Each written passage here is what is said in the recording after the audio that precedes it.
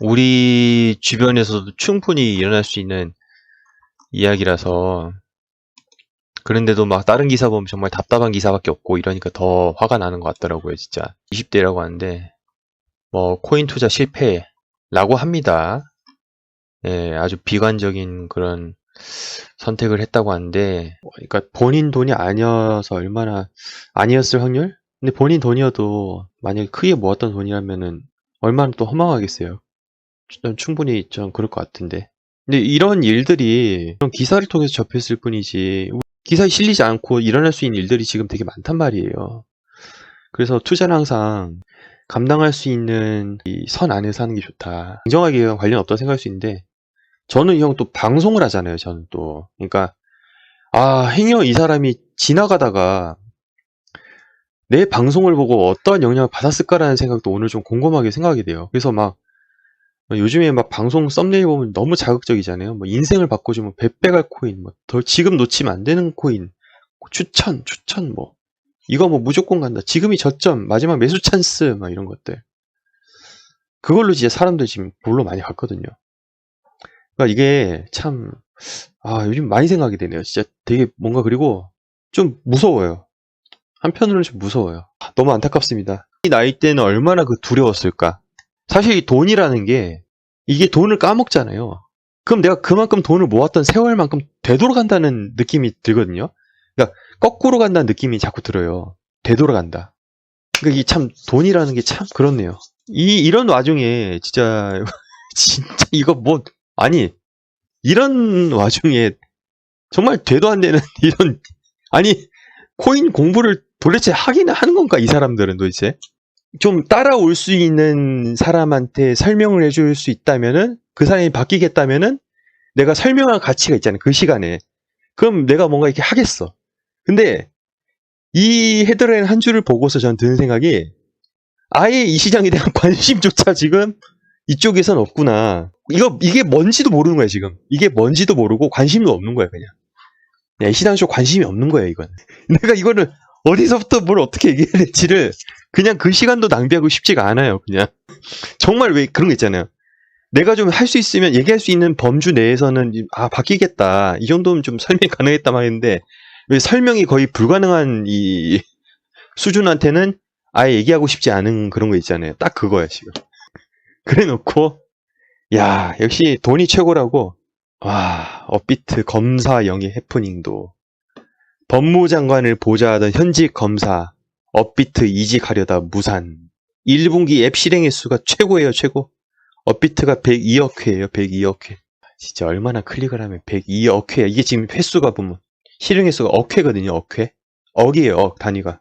대단합니다. 키움증권 뭐 이것도 두나무 가는 거거든요. 이 표시되어 있는 거요. 그 다음에 이건 모바일증권, NH농협, 삼성증권, 빗썸, 한국투자, 인베스팅, 신한금융투자. 와, 근데 업비트가 진짜 압도적이다. 아무래도 그 암호화폐 속성상 24시간 계속 돌아가는 거잖아요. 그러니까 이걸 이해해야 된다고. 24시간 돌아가는 게 이해해야 되는데 저걸 이해하지 못하고 무슨 시간 제한이야, 진짜. 오죽하면 102억 회를 진짜 누지르겠어요. 우리 그 업비트 그 핸드폰의 업비트 아이콘 있는 위치 쪽에 여러분 핸드폰을 비스듬하게 보세요.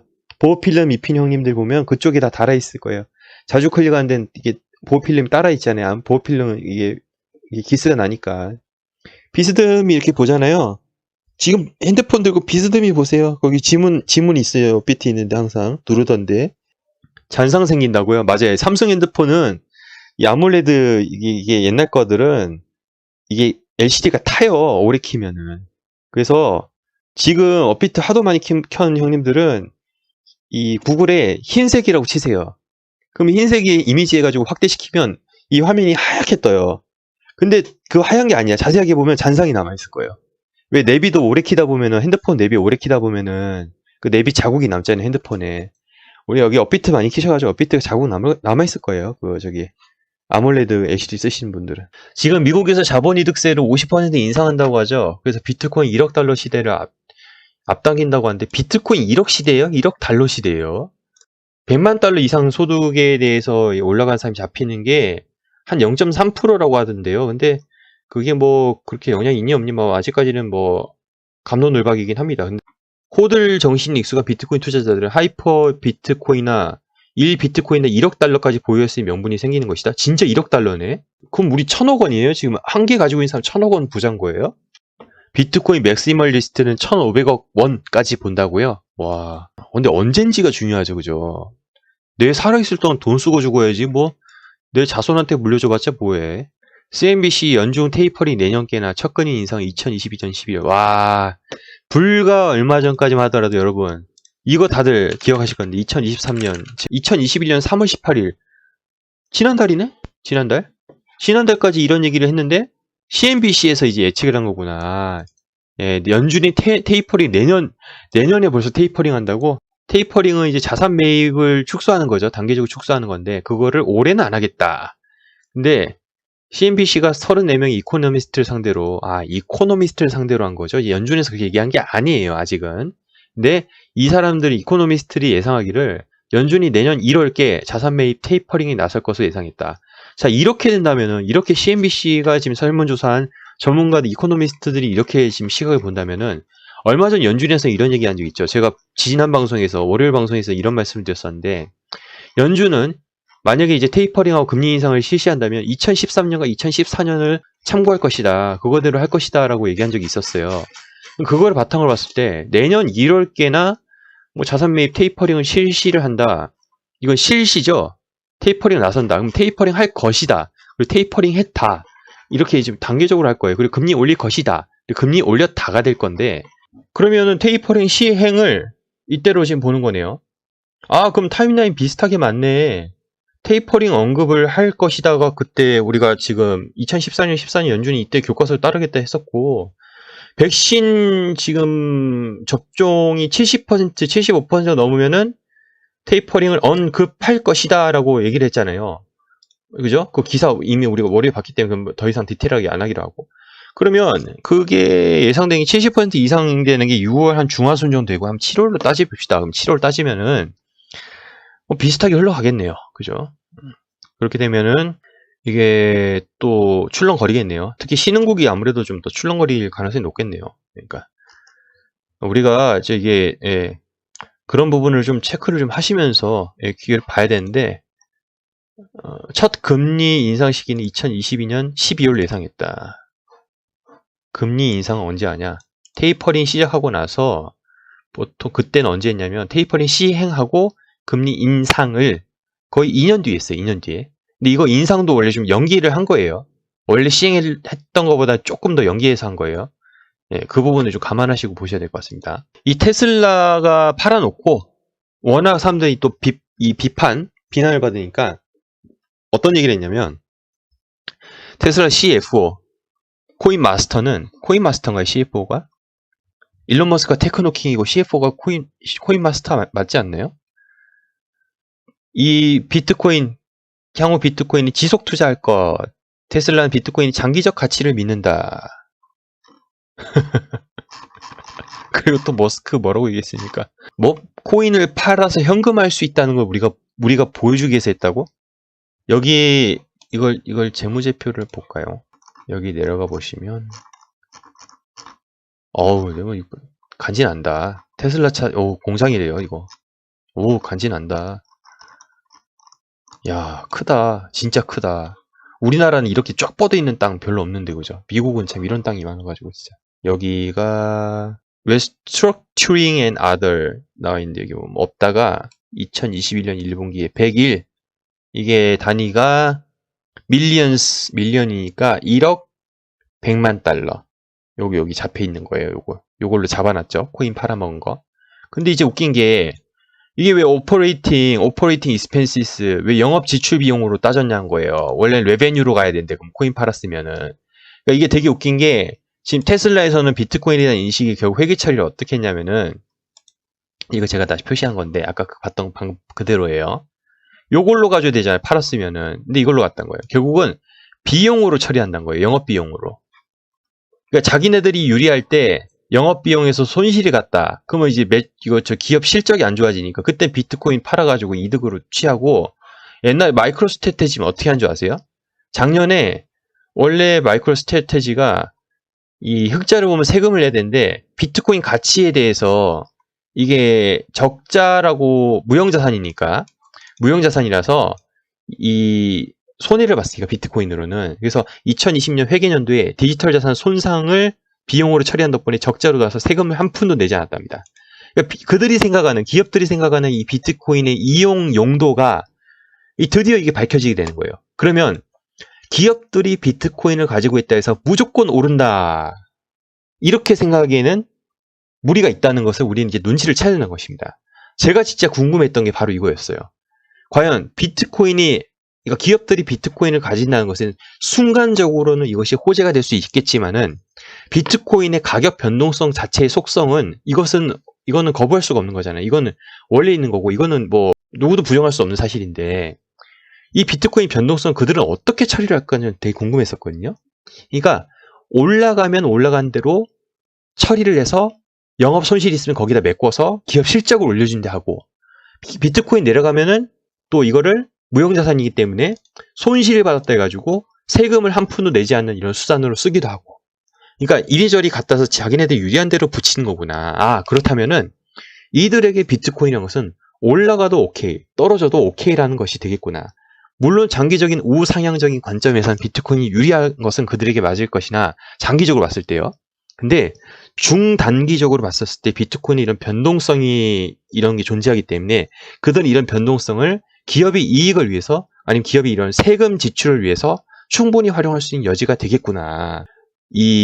저의 이런 판단이 옳다면요, 비트코인이라는 녀석은요, 기업이 지금 앞으로 뭐 예를 들어서 마이크로소프트, 예를 들어서 뭐 페이스북이 지금 뭐 비트코인 매집했다는 소문이 자자한데, 얘네들이 뭐 구입을 했다 하더라도요, 무조건 계속 오른다라고 얘기하는 것은 앞으로 이것은 무리가 있다. 현재까지 이런 회계 상황의 처리를 봤을 때, 이번 테슬라가 어떻게 비트코인 인식했는지 이거에 따라서, 그리고 마이크로스트래테지도 이미 작년에 이렇게 처리를 한 것을 보아서는 비트코인 떨어져도 기업한테는 손해 아닙니다.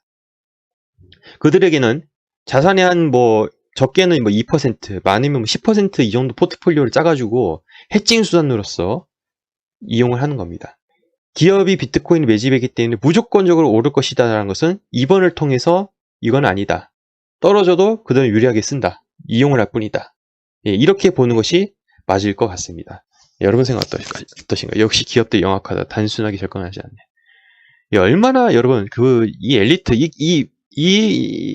전 세계 순위 안에 드는 기업이 비트코인 매집했다면은 그 안에 똑똑한 사람들이 얼마나 많겠습니까? 이거 얼마나 많은 그 회계, 세금 이런 자문들을 구했겠습니까?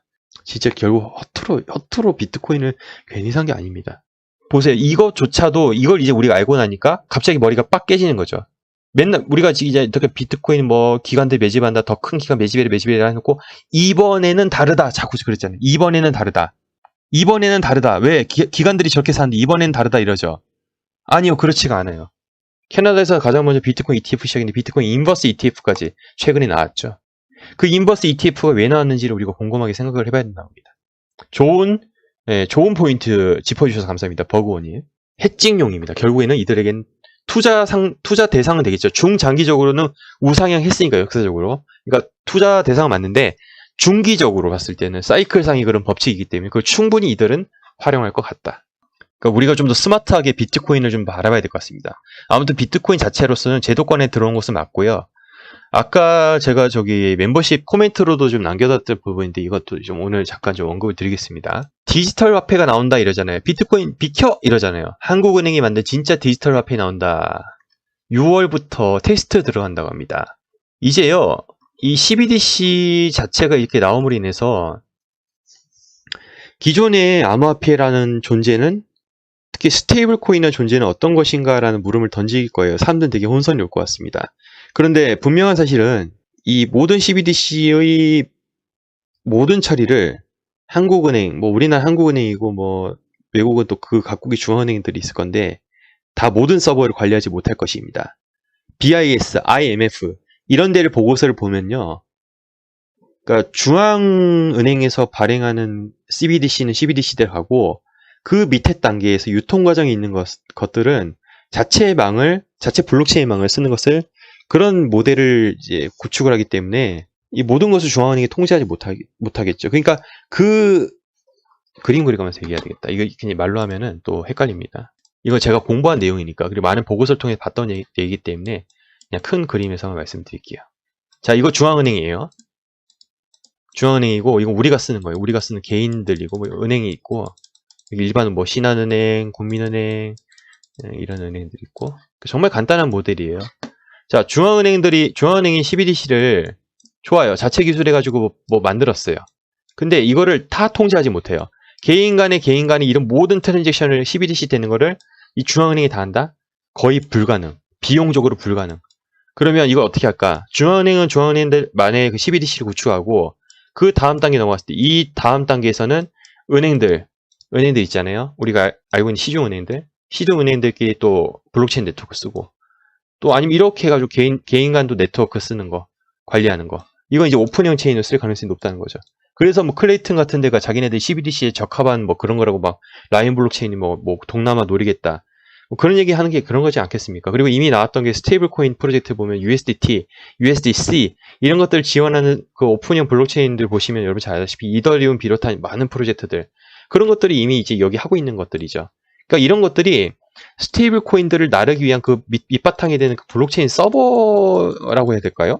플랫폼이라고 할까요? 예, 그런 것들. 그러니까 우리가 투자하는 거, 이 서버를 돌리기 위해서 돌리는 그 보상형 코인을 투자하는 거잖아요. 아니면 거버넌스 코인 투자하는 거지. 투표할 수 있는 거 투자한다는 거지. 그게 뭐 거버넌스긴 한데. 그러니까 이런 식의 메커니즘을 우리가 모른 채 그냥 막상 CBDC를 해가지고 저렇게 되면은 정말 일반인들 입장에서 딱 보잖아요. CBDC를 딱 보면은 CBDC 뭐야? 이거 뭐야? 비트코인 망했네? 이렇게 된다는 거예요. 그러니까 지금 시나리오가 우리가 이거 단기적으로 제가 봤을 때 CBDC가 갑자기 막 세상에 나와가지고 막 테스트한다. 그 지금 이번 연도 연말에 뭐가 나옵니까? 그동안 계속 미루어왔던 각국 중앙은행들이 지탄을 받아가지고 막 쭈글쭈글 돼가지고 이제 슬금슬금 나온다는 그 페이스북 DM, 구 리브라 이 녀석이 이제 나오면은 이제 뭐 대기업이 보증하는 스테이블 코인 뭐 이런 얘기 그리고 각국의 중앙은행들이 보증하는 스테이블 코인 CBDC 순간적으로 이 막 지금 엄청나게 발행된 이 암호화폐에 영향을 미칠 가능성도 충분히 여러분 이것도 생각을 해보셔야 된다고요. 물론 그 안에 본질은 아까 우리가 봤다시피 그 살아남을 코인이 살아남아요. 이더리움을 비롯한 뭐 여러 가지 그 오픈형 그 블록체인 그건 살아남는데 분위기적으로 갑자기 시장이 다운될 가능성이 되게 충분히 많아요. 그러니까 그런 거 그때 여러분 기회를 잡으셔야 돼요. 그때 가지고 제가 보기에는 또 한 번 이 시장의 사이클이 올 가능성이 되게 높습니다. 그러면 그때 여러분 본질은 변하지 않기 때문에 그때 이제 또 우리가 혼란을 겪지 않고 그러니까 항상 우리가 막 그때 할 걸 살 걸 내가 그때 팔 걸 현금화할 걸 예, 그리고 다운됐을 때 그때 살 걸 막 맨날 걸 이러잖아요. 그러지 말고 미리 어느 정도 이렇게 흘러가겠구나 좀 멀리 보시고 정말 기회가 왔을 때 어느 정도 준비해 놓은 거 가지고 투입할 수 있는 용기 그럴 때 그러니까 정말 낮을 때 잡아야죠. 가격은 낮을 때 잡아야 되는 거예요. 남들 옆집 강아지까지 지금 하는 이 시기에 옆집 지금 초등학생까지 하는 이 코인판에 지금에 와가지고 다 올라서 투자하는 게 아니라 시장이 냉각되고 모두가 아니라고 하지만 그 본질만큼은 바뀌지 않을 때 우리가 그때 과감하게 하는 것이 수익률이 높겠죠. 그렇게 해야 될 것 같습니다. 예, 그래서 그 아이디어가 떠올라가지고 아까도 코멘트를 남겨드렸었고요. 그 외에도 또 코멘트가 여러 가지 있었는데 그건 뭐 나중에 또 생각나면 또 말씀드리겠습니다.